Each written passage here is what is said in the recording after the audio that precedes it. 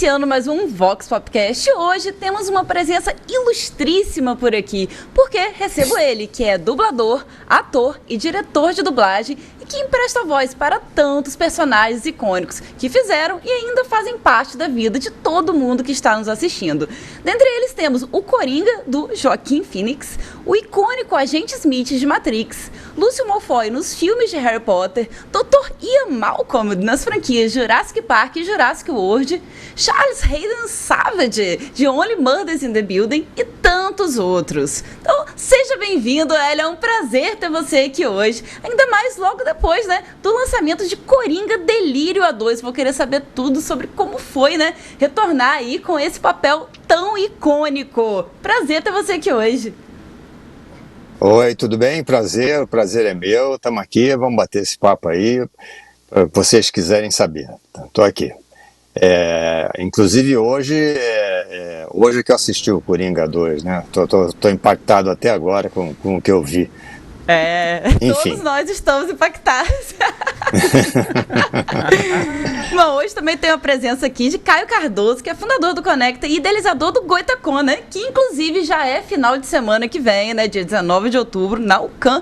Então, se você ainda não adquiriu o seu ingresso, corre lá que tá chegando. Um prazer ter você aqui novamente, Caio. E aí, Júlia, boa noite, Hélio, boa noite, Júlia, boa noite, pessoal de casa. Um prazer sempre estar aqui de novo pra gente poder entrevistar mais um grande nome da dublagem aqui no Brasil. E, gente, eu tô muito emocionado de estar aqui hoje, porque, assim, a voz do Hélio é uma voz muito importante, Ele, como a Júlia leu aqui pra gente, ele teve personagens, assim, muito marcantes, muito icônicos, e com certeza vai ser um prazer conhecer um pouquinho mais sobre os bastidores desses personagens, as impressões que ele tem sobre os filmes que ele participou e tudo mais. Com certeza, e ainda mais que são personagens que, pelo menos pra mim, fizeram parte desde a infância até hoje, A voz ali permeia literalmente nas nossas vidas. Exatamente, então vamos aproveitar já que o Hélio soltou o gancho do Coringa. Sim. Eu acho que sim, que a primeira pergunta ela não pode fugir muito do assunto do momento, que é o Coringa.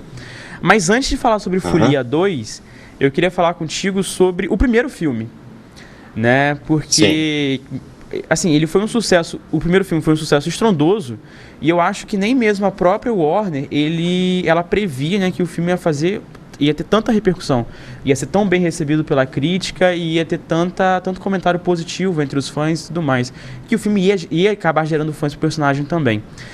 Assim, certeza. Quando você estava lá dublando o filme, em estúdio, deu pra sentir que o filme ia ser esse Arrasa Quarteirão, ou você simplesmente parou e pensou, poxa, mais um filme do Coringa? Não, muito pelo contrário. Quando eu comecei a dublar, deu para sentir esse Arrasa Quarteirão, como você falou, pela intensidade do filme, da interpretação do Joaquin Phoenix. E à medida em que eu ia dublando, eu ia me envolvendo cada vez mais e ia ficando cada vez mais impressionado. Eu falei, esse filme, no mínimo, o Oscar de melhor ator vai rolar. E acabou rolando, segundo o Russell Crowe, com 10 anos de atraso, porque ele já era para ter ganho lá no Gladiador, 10 ou 20 anos, acho que o Gladiador foi em 2010, não me lembro. E quando eu comecei a dublar o Coringa, eu falei, caramba, o trabalho desse cara é impressionante. Primeiro que ele tinha emagrecido 20 quilos, alguma coisa assim. Estava completamente diferente. E o filme, o roteiro era excelente, a trama era excelente, e fugia daquele universo, de vilão contra o herói. Era a história de um personagem, do Coringa. E isso já era o diferencial. E como é que foi pra você, realmente dar voz a esse personagem assim tão louco, que tem tantas emoções ali contidas nele, tem aquela risada. Como é que foi a preparação pra isso? E rapidinho, só pra completar a pergunta da Júlia, é o personagem mais denso no que diz respeito à interpretação que você já fez, ou existe algum outro que você fale que talvez seja, do ponto de vista de interpretação, mais trabalhoso do que esse Joaquin Phoenix, esse Coringa? Não, disparado é o mais denso, é o mais trabalhoso. Porque eu tive que trabalhar num registro de voz. Eu não tenho aquele grave, mas eu tenho o grave normal. E como no original tudo era meio fragilizado, meio quebradiço, então eu tive que a própria Warner, nas considerações, pediu que eu atenuasse o grave, e o diretor, o Garcia Júnior, ficou o tempo inteiro a gente se ligando nisso, para não deixar o grave tomar conta, porque ele falava tudo assim, mas eu não posso fazer, é uma coisa que quer falar e não fala, tem vergonha, e nesse segundo filme acontece a mesma coisa. Sim. Então eu tive que sair da minha zona de conforto, como a gente diz, né? E foi o grande desafio. E acabou sendo uma experiência incrível. Foi a maior experiência de dublagem que eu tive na minha vida. Depois de 40 anos de dublagem, a gente pensa que já fez de tudo e de repente aparece um coringa na cara da gente e diz assim, faz aí, cara, que eu quero ver. Assim que é bom, né? E aquela gargalhada? Como é que foi pra você, de fato, representar ele daquele modo? É incrível, é incrível. A gargalhada foi um ponto de partida da compreensão até do próprio personagem, né? Porque exigia, eu tinha vindo de um problema de saúde grave e me exigia fôlego, uma certa resistência pulmonar, porque é uma gargalhada que ele tem vários tipos de gargalhada, né? Tem aquela mais contida, tem e tem aquela histriônica, aquela grandona e por aí vai. E eu tinha que administrar cada uma delas à medida em que elas fossem aparecendo, que eu não queria que ficasse o original, eu queria fazer exatamente como ele fazia.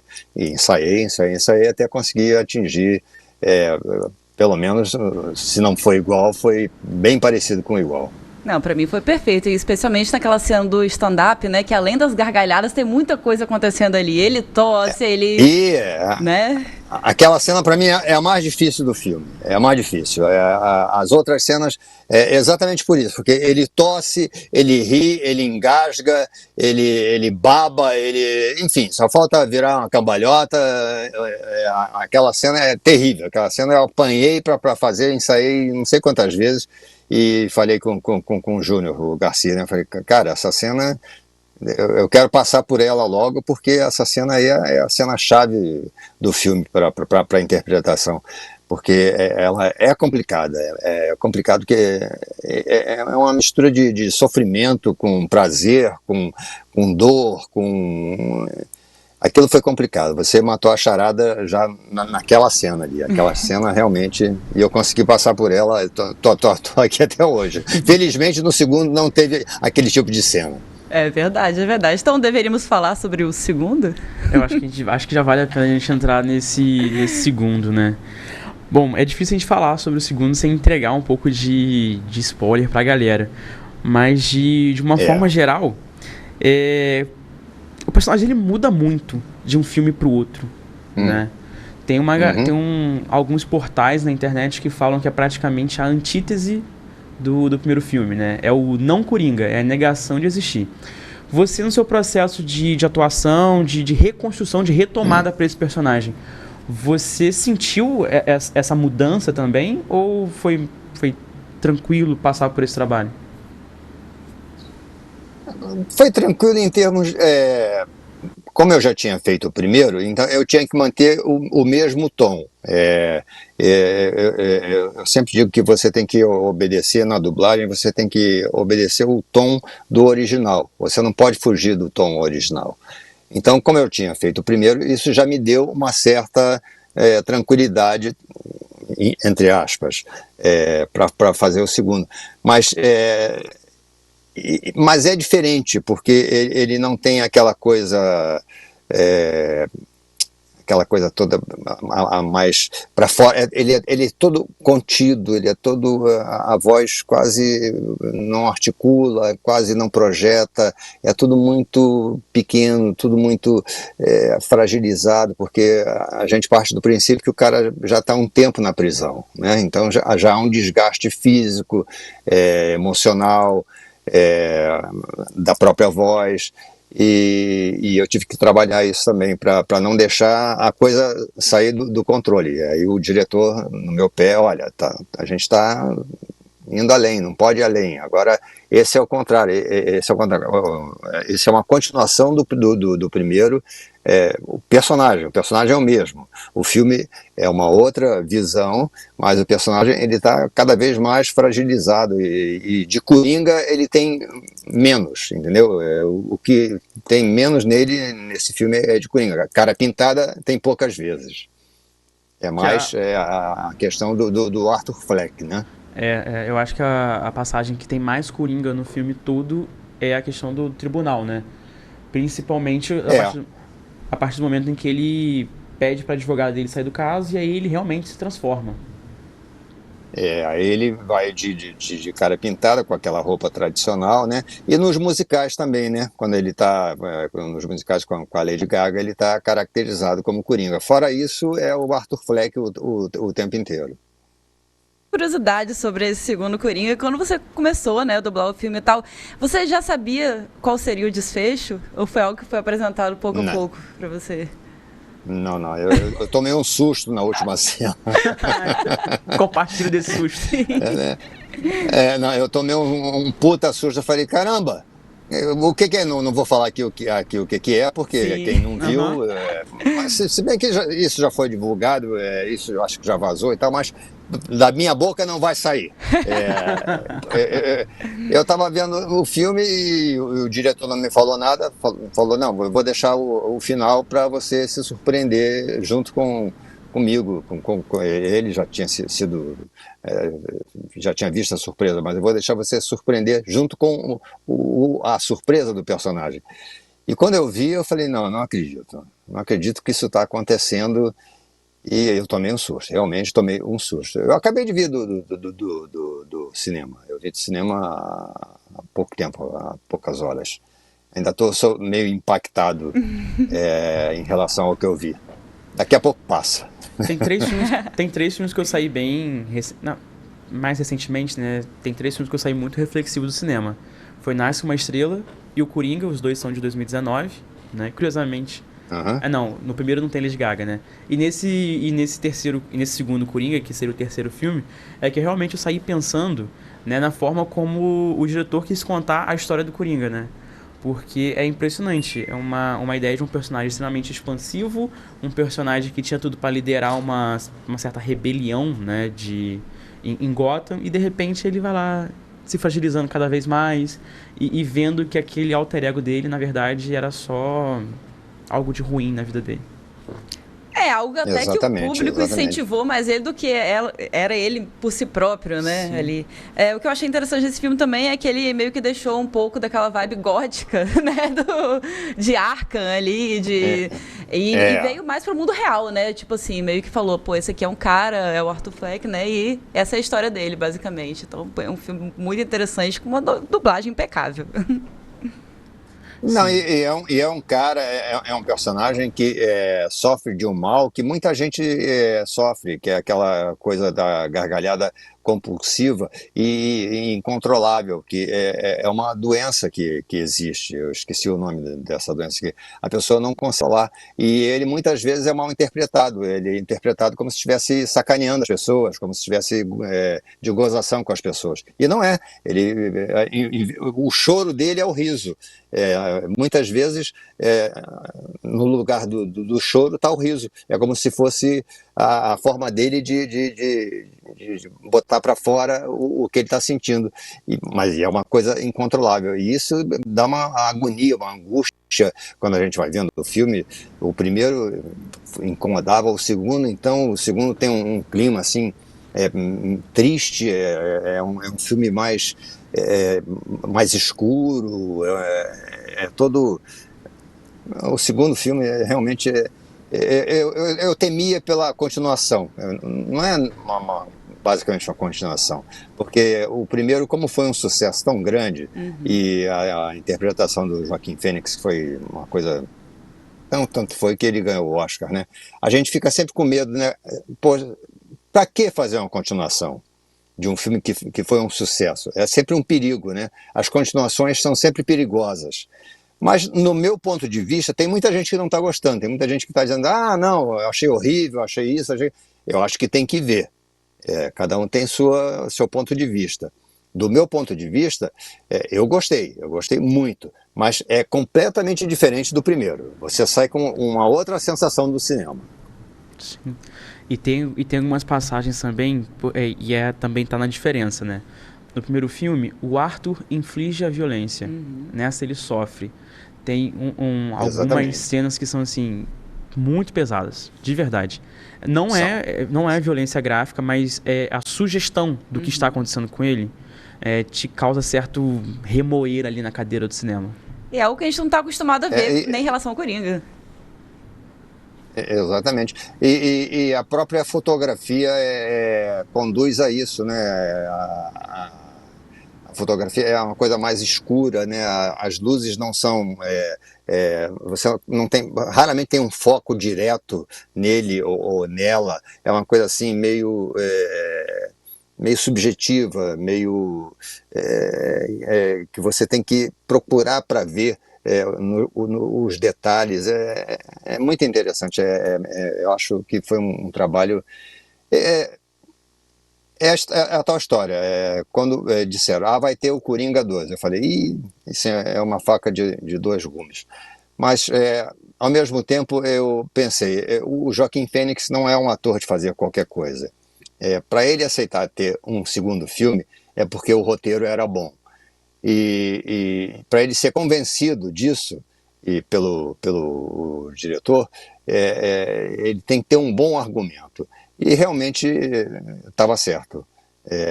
Eu adorei, eu gostei muito, embora a sensação seja completamente diferente do primeiro. De uma carga dramática, né? E vamos também para outro fenômeno pop, né? Só que dessa vez é um pop mais alegre, que é o personagem que o Hélio faz aqui no Brasil, que é interpretado lá nos Estados Unidos pelo Steve Martin, que é o Charles Hayden Savage, de Only Murders in the Building. Eu acredito que você tenha gravado os dois filmes, o filme e a série, né, de forma ao mesmo tempo, né? Já que a nova temporada também saiu, tá ainda, né? Saindo esse ano. Como é que é trabalhar com essa dualidade de um personagem de uma carga dramática muito pesada, aí outra que é um senhorzinho, super gente boa, sempre tem uma frase de efeito, alguma frase sagaz, muito interessante para passar para os seus amigos? Para mim eu adoro o Steve Martin. Eu adoro fazer o Steve Martin porque eu sou um ator que eu comecei no teatro e já fiz mais de 30 peças na minha vida, televisão, e sempre fui pro lado da comédia. E eu tenho muito do Steve Martin, desse tipo de representado do Steve Martin, esse estilo de comédia, essa coisa histriônica, essa coisa meio exagerada, meio... e quando eu faço ele, é um prazer, para mim é uma diversão.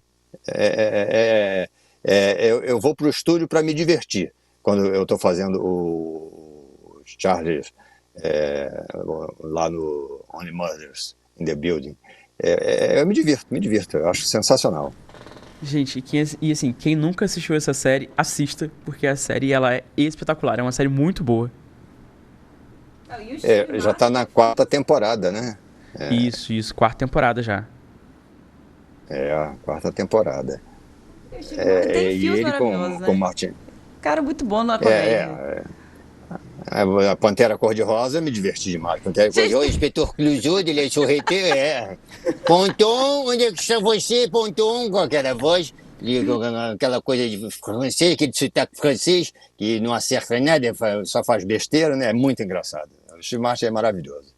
Tem um documentário dele, eu agora esqueci onde passa, chama Steve, sobre a vida dele. Ele foi o primeiro ator de stand-up a conseguir encher um estádio de futebol para fazer um show de stand-up, um ginásio e com não sei quantas mil pessoas, e ele arrebentou ali. E é sensacional. O Steve Martin, eu sou fã de carteirinha. Bom, tem também outro ator icônico, né, que você dubla, que é o Robert De Niro, né? E ele é um ator todo sério ali, ele tem papéis, né, realmente ali bem sérios, bem dramáticos, porém também ele se arrisca na comédia. Quero saber como é que é ter essa dualidade, né, fazendo a voz do Robert. O De Niro, para mim, é o meu calo, porque para mim é o mais difícil de dublar. Ele tem uma divisão de frases característica dele, é uma coisa meio que ele faz umas pausas imprevistas que você não dividiria a frase ali, ele divide de uma forma, é uma coisa meio marcada, meio italianona, meio... Para mim é uma dificuldade quando eu pego o filme dele. E ele fazendo comédia é sensacional. E parece que ele se liberta desse lado dramático dele e fica solto. A Máfia no Divã é maravilhoso. Eu adorei dublar a Máfia no Divã. Que são dois atores que eu dublo, inclusive ele e o Billy Crystal. Claro, eu não podia dublar os dois. Me pediram para escolher um, eu falei, não, quero o De Niro. E é maravilhoso. A Máfia no Divã a Máfia no Divã é muito engraçado. Tem o 1 e eu acho que o 2, não sei se teve o 2. E ele se liberta ali, ele se diverte. O De Niro, quando faz comédia, ele faz para se divertir, realmente. Ele tem também um filme. Hein? Não, pode falar, pode falar. Não, eu acho que é aquela história, né? Todo ator dramático, quando faz comédia, faz bem, né? E nem sempre o contrário é verdadeiro, né? Todo ator de comédia, quando faz drama, faz bem. O Steve Martin fazendo um drama também é sensacional. Eu estou até me contradizendo aqui, eu tinha dito que não faria bem. Mas quando você pega um ator um comediante e bota ele num drama, numa tragédia, ele faz tão bem quanto a comédia. O comediante tem esse dom. E nem sempre o comediante tem o dom de fazer a tragédia. Mas quando faz a tragédia ou o drama, faz e faz bem. Está aí o Jerry Lewis, tá aí o Steve Martin, está aí para comprovar isso, né? O Jerry Lewis fazendo o rei da comédia é um papel dramático e tal, e que você diz, cara, o cara amargo, o cara amargurado, o cara sofrido, e o Jerry Lewis que é um palhaço, né? Aquela coisa de fazer careta, enfim, é outro maravilhoso. E é sempre muito bom ver essa dualidade no cinema, né? Ver atores que de repente você até não esperaria ele naquele papel e vendo eles interpretarem de modo magnífico, né?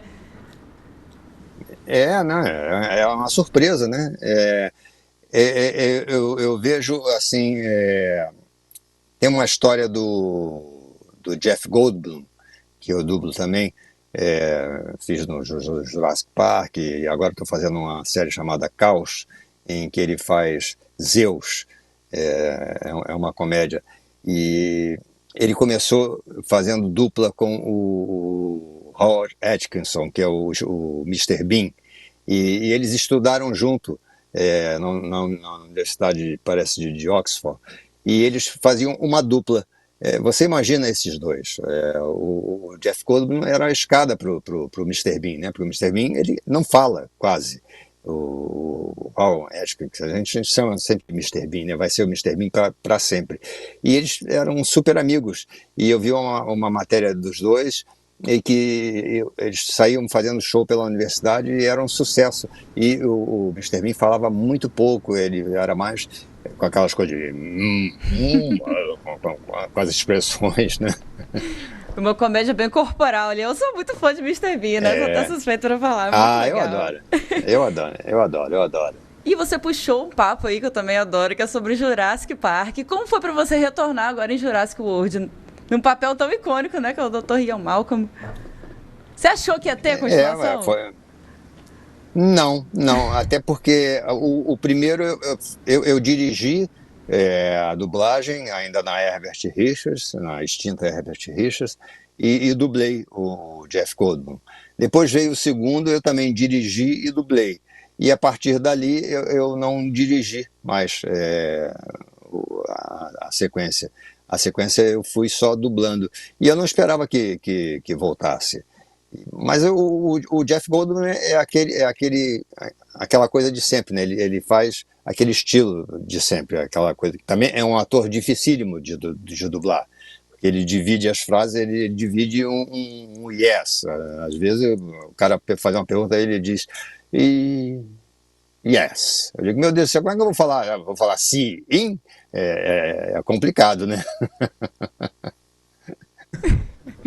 Bom, você tocou aí no assunto da Herbert Richards, eu não posso deixar de te perguntar como que era a vibe, se você tem histórias pra contar pra gente dessa época, como que é? Como que era, né? É na época que gravava também todo mundo junto, né? Gravava todo mundo junto, ia todo mundo para o estúdio, ficava na banca 5, 6 dubladores, e cada um entrava na sua hora de falar, se aproximava do microfone, saía para entrar o outro, e aí quando um errava, tomava porrada, desgraçado, presta atenção, porque aí tinha que fazer tudo de novo. Era a época em que não tinha essa tecnologia que temos hoje, né? Hoje em dia faz todo mundo sozinho. E naquela época era todo mundo junto, então a gente ensaiava junto e gravava junto, era uma festa. Tinha uma coisa boa, que era a troca, era como contracenar, entendeu? Quando a gente mudava alguma coisa, o outro dublador já tinha que ficar atento ao que você falou para mudar também, para fazer sentido o que você tinha dito. Ali foi uma escola que realmente quem passou por ali teve o privilégio de ver os maiores dubladores do Brasil que nasceram ali, que fizeram história ali. Aquilo ali vai ser inesquecível para quem passou por ali, como eu passei. E eu comecei praticamente na Herbert. Comecei não na Herbert Richards, comecei na Telecine, vendo. Eu fiquei 1 ano vendo dublagem para começar a dublar. E aí depois eu fui fazer uma novela na TV Manchete. E aí foi quando eu conheci uma diretora da Herbert Richards, a Sumara Luiz, e que aí me chamou para ir para Herbert Richards. Eu falei, não, agora não dá, deixa eu acabar a novela, porque gravar novela e dublagem não dá certo, ainda mais naquela época que o mesmo diretor fazia externa, fazia estúdio, o roteiro saía em cima da hora, os capítulos saíam em cima da hora, então só dava para fazer a novela mesmo. Aí quando acabou a novela, eu voltei na Herbert Richards, procurei essa diretora, que é muito minha amiga, por sinal, a Sumara Luiz, excelente também, ela fazia a Gata e o Rato, ela com o Newton da Mata, né? E aí falei, olha, Sumara, agora eu estou liberado e tal. Aí me levou ao seu Herbert e me contrataram e eu fiquei lá durante muitos anos. Dirigi lá, dublei lá, enfim, a minha vida praticamente foi lá. E nas outras casas também. Você foi especial que você dublou? Como no começo eu não ouvi. Qual foi o personagem, assim, um dos primeiros, né, personagens que você dublou que, tipo assim, foi marcante pra você? Lá no início. Lá no início, eu acho que foi o Robert De Niro. O Robert De Niro. Que eu comecei... Tem certos atores que eu comecei com a idade praticamente deles, e eles foram envelhecendo e eu fui envelhecendo também, então nós fomos envelhecendo juntos, o Robert De Niro, o Kevin Costner, o Steve Martin, e eu fui pegando essa galera. Eu dublei muitos atores famosos, porque eu dei a sorte que quando eu comecei, eles estavam assim, meio que no auge da carreira deles. E a minha voz encaixava bem nesses atores, como o Robert De Niro, o Steve Martin, o Kevin Costner, que era o Garcia Júnior quem dublava, e teve uma época que ele parou de dublar o Kevin Costner, e aí eu comecei a dublar o Kevin Costner, o primeiro filme foi o Guarda-Costas, e aí dali pra cá eu vim dublando ele, de vez em quando o Garcia também faz ele, e eu fui tendo a oportunidade e o privilégio e a chance de fazer esses grandes atores que são conhecidos por todo mundo, né? Certeza. O Guarda-Costas é o filme com a Whitney Houston, né? É o Guarda-Costas, com a Whitney Houston. Foi um dos primeiros que eu... Aliás, foi o primeiro que eu dublei dele. Bom, você falou aí que, né, você foi crescendo, né, junto com os grandes atores ali, todo mundo na mesma idade. Agora eu quero te fazer um questionamento. O que você acha das pessoas que cresceram junto com as suas dublagens? Estou falando, é claro, de Lúcio Malfoy de Harry Potter. Então, Ah, né, você iniciou ali, fez, né, a dublagem de toda a saga. E como foi pra você isso? Porque é um filme aclamado, foi aclamado pelas crianças da época, né? Eu fazia parte dessa galera e uhum. é até hoje. Como é que foi pra você fazer parte desse universo mágico de Harry Potter? Foi sensacional, porque você fica identificado como o Lúcio Malfoy, né? A voz do Lúcio Malfoy, que era aquela coisa toda aqui. É maravilhoso dublar ele, porque o tom dele é baixo, ele não grita, ele fala tudo aqui nesse tom. Você, Malfoy, você. Então, o vilão é sempre bom de fazer, né? O vilão é maravilhoso de fazer. E eu fui acompanhando essas crianças que começaram a dublar e que hoje são adultos e muita gente, eu ouço muito essa frase: você faz parte da minha infância, você fez parte da minha infância. Isso é, denota a idade e também um reconhecimento, não, e um reconhecimento de que essas pessoas é sinal de que elas acompanharam a minha trajetória até aqui. E isso me dá muito, muito, muito orgulho. Harry Potter é uma saga que mexe muito, né, tanto com né, quem cresceu na época, mas até hoje. Então, é um papel muito especial, né? É um vilão ali realmente que fica ali meio sucinto, né, meio na dele, mas que é Aham, super importante, né, pra saga. Então, é muito legal estar falando com você hoje, né, ter acompanhado sua voz aí durante os anos, através de Harry Potter e de outros filmes, aham. claramente, mas principalmente através desse. Muito legal, muito legal. E Harry Potter tá voltando agora através da série, né? Talvez, Sim, quem sabe a gente não veja Hélio de volta como Lúcio Malfoy. espero que sim. Tomara, tomara, tomara. E ele é um ator dificílimo de dublar. Eu fiz um documentário com ele. Foi uma das coisas mais difíceis que eu já fiz na minha vida, porque ele fazendo o Lúcio Malfoy, ele é porque ele tem um tom, um ritmo. Ele falando naturalmente, o desgraçado fala rápido pra caramba, é uma loucura. E eu peguei um documentário com ele que tinha que sincronizar tudo, eu apanhei, mas apanhei feio. Teve hora que eu falei, não, peraí, vamos dar uns 15 minutos aí que eu não estou conseguindo acompanhar o ritmo do cara.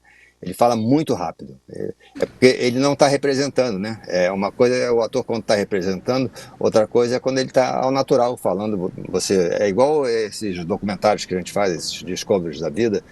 O cara, as pessoas não são atores, eles não são atores, e começam. Então eu estava ali tem muito né? Isso e a gente vendo isso no ar é insuportável, mas tem que preencher, porque senão vai ficar faltando a fala, né? Infelizmente tem que preencher. A nacionalidade dos atores, ele influencia muito na forma como você vai dublar o personagem? Ou você, quando está construindo a sua interpretação ali dentro daquele personagem, só te interessa mesmo a atuação dele naquele momento?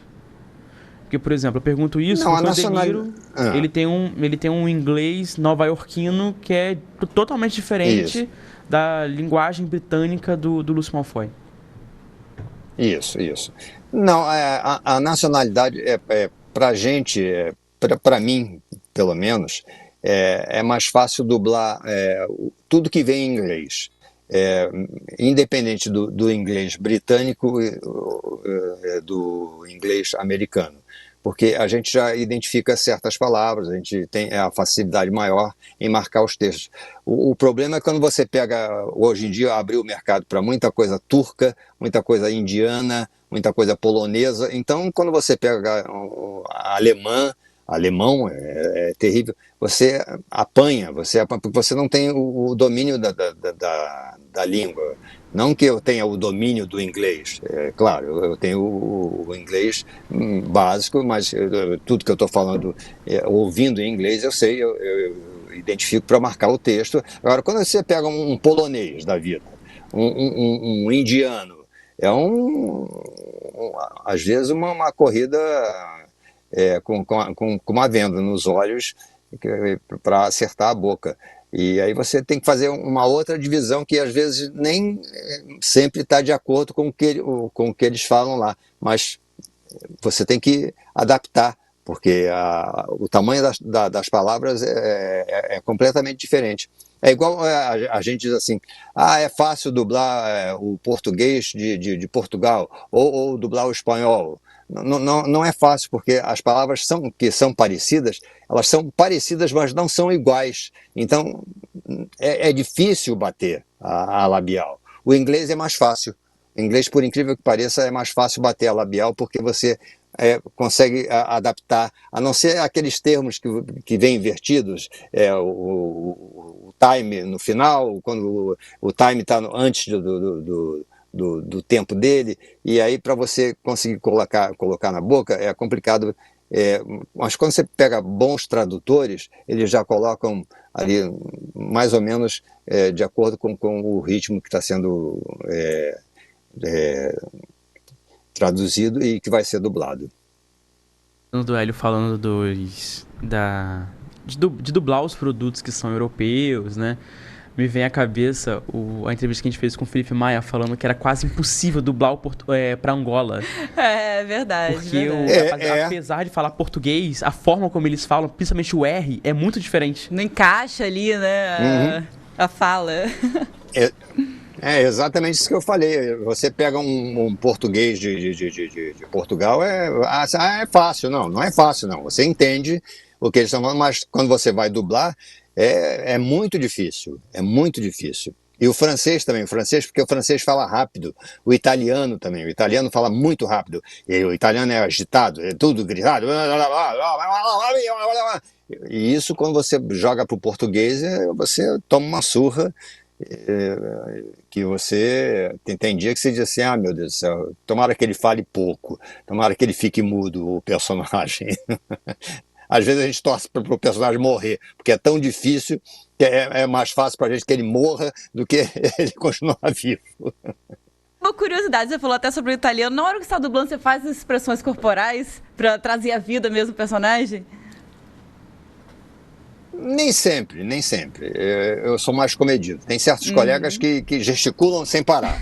Se você estiver do lado dele, vai tomar uma porrada toda hora. Mas eu já consigo me controlar um pouco mais. Mas tem gente que faz o gesto junto e às vezes ajuda. E para certos dubladores isso ajuda. E para outros isso atrapalha. Para mim, eu consigo já me controlar um pouco, porque hoje em dia, como a gente dubla sozinho, então você fica praticamente ou em pé com o fone, segurando o fone, ou o fone no ouvido, ou sentado como eu estou no meu estúdio, eu estou sentado falando com vocês, e quando eu vou dublar, eu estou vendo a tela ali e o texto embaixo, então não tem necessidade de eu estar gesticulando, até porque se eu gesticular demais, pode fazer um barulho na cadeira, eu esbarrar em alguma coisa, então eu procuro gesticular pouco. Ao contrário do teatro, que é a arte dos grandes gestos, né, e da palavra maior, que tem que chegar na última fileira. A dublagem não, é tudo mais intimista, é tudo mais aqui, o microfone está ali na sua frente, então você tem que dosar tudo, que é para não ficar exagerado, não ficar over, não ficar fora do tom original. Tem que estar ali sempre dentro da cena, né? Tem que estar na cena. Não pode falecer. Pode falar. Não, pode continuar. Não, eu ia dizer que o grande segredo é você não estar nem acima nem abaixo do tom que o ator está fazendo lá. Você tem que estar. O ideal é estar no tom dele. Porque senão você está vendo uma coisa e está ouvindo outra. Isso acontece muito em dublagem. Você está vendo o ator falando aqui e o dublador falando aqui.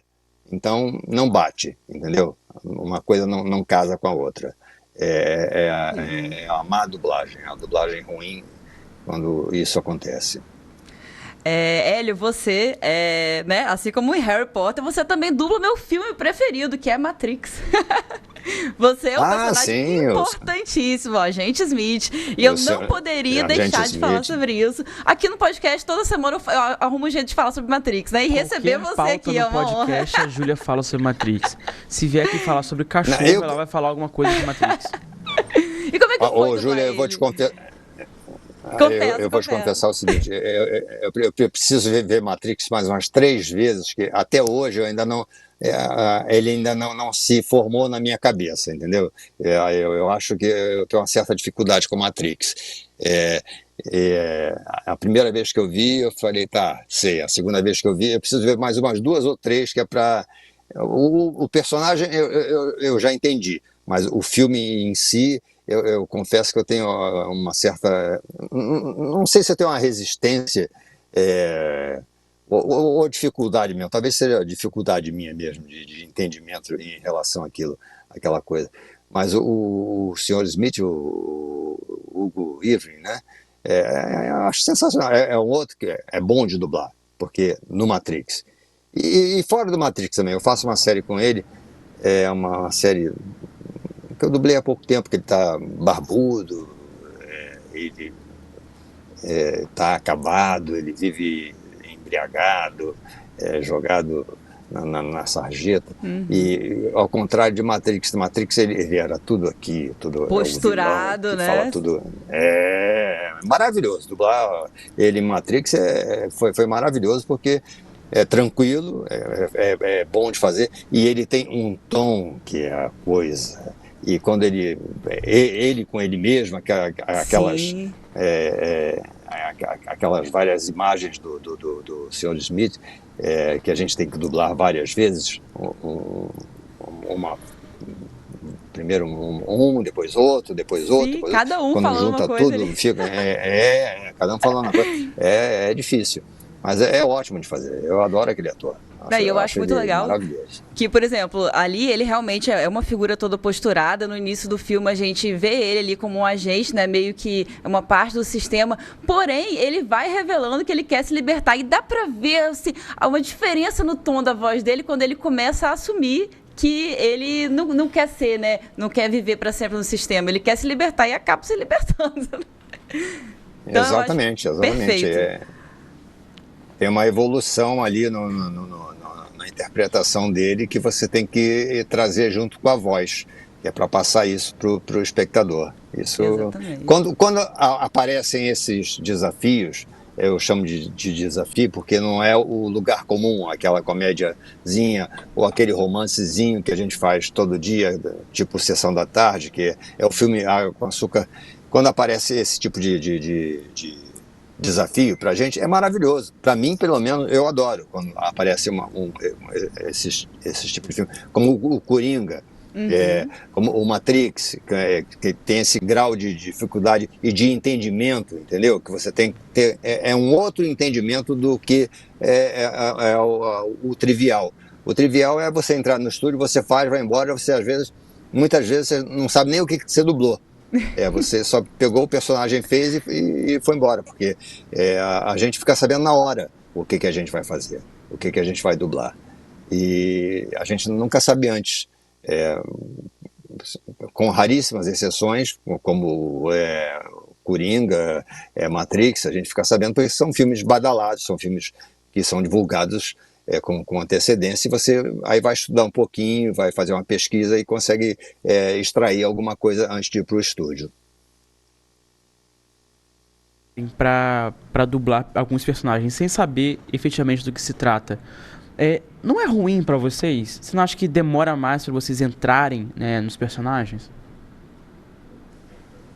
Não é porque a gente já acostumou, entendeu? Porque como a gente trabalha por hora, você sai de um estúdio, você está fazendo uma comédia no estúdio, vai para o outro, você está fazendo um drama.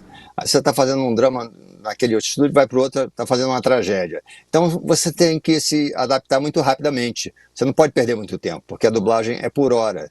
Então o reloginho está correndo, entendeu? Você tem tantos minutos para fazer tantos loops, que a gente chama, que são os trechos do filme divididos. ou anéis, como é em São Paulo, no Rio a gente chama loop. Então você tem que pegar o mote o mais rápido possível. O diretor geralmente te dá uma dica do que é um briefing do que é o personagem. Eu sempre pergunto, ele é bom ou é mau? Então, se me dizem se é bom, eu já sei para qual caminho eu vou. Se ele é mau, eu já sei para qual caminho eu vou. O bom geralmente é mais doce, é mais tranquilo. O mal é a coisa mais impostada, é a coisa mais maliciosa. Então você tem que pegar isso com rapidez, não dá tempo de estudar.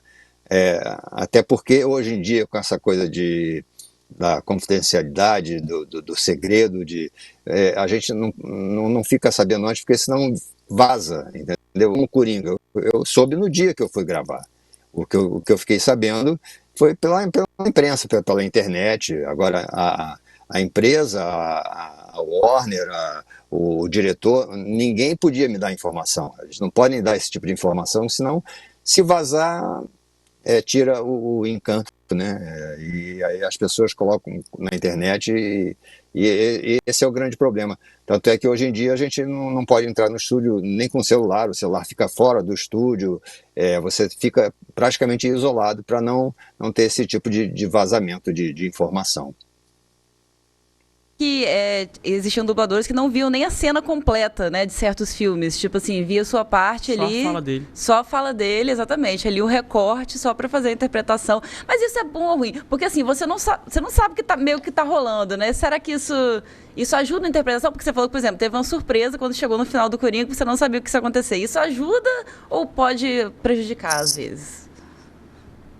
Não prejudica, não. Eu acho que quando você começa a construir um longa, por exemplo, você já sabe a linha que tem o personagem, e independente do desfecho dele, isso não atrapalha, não. Ajudaria se a gente soubesse a história toda. O ideal seria a gente ver o filme antes, mas não há tempo hábil para isso. Nem nosso, nem da empresa, e nem dos diretores, nem dos dubladores. Então a prática é essa mesmo. Chegou, gravou e foi embora, já partiu para outra. E quando sai dali também já apagou da memória. Se você me perguntar o que eu acabei de gravar, eu digo, não sei. Agora, só uma curiosidade pessoal minha. Quanto tempo você demorou para gravar esse Coringa de agora? Esse agora, a gente não demorou muito tempo, não. Foi programado um período de 6 horas num dia, de 8h30 às 3h30, e mais um outro período de 5 horas no outro dia. A gente fez num período não chegou às 6 horas no primeiro dia, a gente parou antes, porque já estava bem adiantado, e no segundo dia a gente demorou mais umas 3 horas. Eu demorei, acho que no todo, umas 8 horas, mais ou menos, gravando o filme todo. Até porque ele não fala muito, né? O Coringa, ele tem frases curtas, ele não é muito de discurso, discurso longo, são frases curtas, tem muita a risada, muita reação, muita respiração, e essa coisa que você falou, que é uma surpresa, quando você chega no estúdio e vai vendo o filme acontecer, você vai se envolvendo junto, e aí você vai vai descobrindo junto com o filme o que é o personagem. Isso é bastante interessante. Bom, a gente falou aqui sobre personagens profundos, né? Densos, personagens de comédia. Agora eu quero te fazer uma pergunta. Como é dublar a Princesa Caroço? Ah, meu Deus. Ai, meus caroços, meu Deus do céu, meus caroços. A Princesa Caroço é um caroço na minha vida. A Princesa Caroço. Eu faço aquilo, eu não sei definir o que é a Princesa Caroço, que é uma coisa é uma forma que não é redonda, não é quadrada, não é oval, não é uma princesa com voz de homem ou um homem com voz de mulher? Enfim, a Princesa Caroço para mim é uma interrogação. É um caroço na minha vida e a criançada adora. Eu digo sempre, ai, meus caroços, me ajuda, fim. Já aclamado pela criançada, né? Hora da Aventura, que sempre traz personagens muito loucos e a Princesa Caroço é uma delas. Muito. Não, aquilo é uma viagem. Quem escreve aquilo é muito louco. O cara entra numa viagem ali que, pô, é uma doideira pra gente entender aquilo. E na questão Mas é de gostoso desenho? fazer. Ah, pô, imagina, é muito legal. E você também já dublou outros, né, desenhos, né? Inclusive um que passava no Adult Swim, que tinha mais liberdade ali, até na questão das palavras, né? Como é que era essa diferença, tipo, do hoje pra antes, essa dublagem? Acho que era até o Homem-Pássaro, né? Que era no Adult Era Swim. o Harvey, Harvey, o advogado, que era o homem-pássaro. Aquilo era maravilhoso. Te dava uma liberdade de falar palavrão, falar umas sacanagens, o que você quisesse. Aquilo é maravilhoso, aquilo é ótimo. Quando cai na mão da gente ou na boca da gente, esse tipo de coisa é ótimo. Você, além de estar trabalhando, você está se divertindo. O Homem-Pássaro, o Harvey, o Homem-Pássaro era maravilhoso, é ótimo de fazer. Tem uma outra também que eu gosto de fazer, que meu Deus do céu, eu esqueci, F is for Family. F is for Family, que também você pode falar palavrão e pra lá, pra cá, e aí você se diverte pra caramba. Já tem 3 ou 4 temporadas. Não, eu Você imagino. junta você junta o prazer, né, com o trabalho, Ah, com que é o certeza. ideal. Né? Bom, tem algum personagem que você dublou, pode ser mais de um também, que você se identifica com o personagem? Personagem ou ator? Pode ser ator. Ator eu me identifico com o Steve Martin. Me identifico muito com o Steve Martin. Me identifico muito com o Joaquim Fênix também, porque essa coisa de ele fazer cada hora uma coisa, isso para mim é uma escola, porque você não dá para fazer tudo igual. Ele faz, cada trabalho que ele faz é uma coisa diferente. Então isso, como ator, para mim é um aprendizado. Ver como ele vai desenvolvendo cada personagem, isso é uma puta escola. E o Steve Martin pela identificação pessoal. E o De Niro também pela tipo você vê o atorzão, né? Aquele ator que você o De Niro pinta na tela, você para ver. Porque tem alguma coisa interessante. Enfim, eu não tenho assim preferências por atores, mas eu tenho essa queda pelo Steve Martin, porque eu gosto do tipo de comédia dele, o Joaquim Fênix por essa versatilidade dele, o Kevin Costner também é bom de dublar, o do Matrix, o Hugo Weaving, enfim, eu tenho a felicidade de fazer os atores que eu gosto. Felizmente, a maioria deles, eu tive o privilégio de fazer os atores que eu admirava, que eu admiro. Como que é pra você E às vezes você é agora? obrigado a fazer. Pode Às questionar, vezes pode você é questionar. obrigado a fazer às vezes você é obrigado a fazer o canastrão que você meu Deus, como é que esse cara divide essa frase assim? Por que esse cara fala assim, esse desgraçado fala assim? Por que ele não. Mas aí você tem que fazer, não tem jeito. Cara, e como que é pra você agora Pode com as falar. redes sociais, essa questão, né, até do reconhecimento, né, dos dubladores e tal. Eu vi até uma entrevista sua que você fala assim, que na questão lá da Princesa Caroço, o pessoal te para, né, pede, manda pro meu filho aqui. Como é que é isso agora com as redes sociais? Manda uma mensagem pro meu filho com a voz da Princesa Caroço. As redes sociais, para os dubladores, foi um evento assim que deu visibilidade para a gente, entendeu? Que antigamente ninguém sabia quem fazia o quê, ninguém sabia de quem era aquela voz. E com as redes sociais, Hoje em dia tudo é divulgado, a gente está aqui conversando, tem centenas de pessoas que estão vendo, e eu sei que isso aqui vai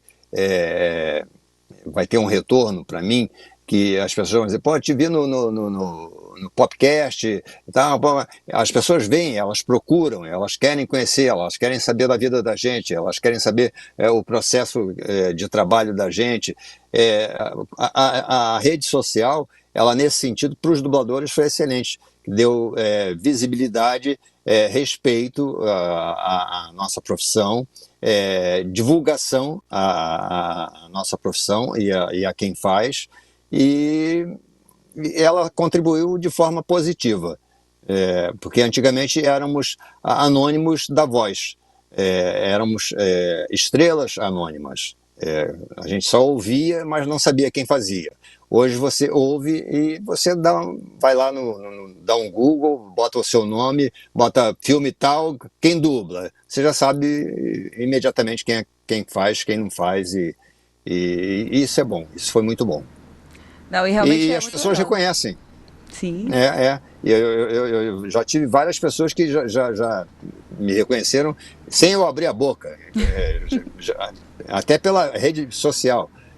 Porque como acessa, me segue, essas coisas de seguir, né, e tal, e aí já, você é o Hélio, né, e tal, enfim, isso é bom pra gente, o reconhecimento do público é sempre bom pro artista, e principalmente quando você é reconhecido de uma forma carinhosa. Eu tenho a felicidade de ter um reconhecimento muito carinhoso, muito simpático por parte do público, dos fãs, de fã-clubes, e isso é ótimo pra gente.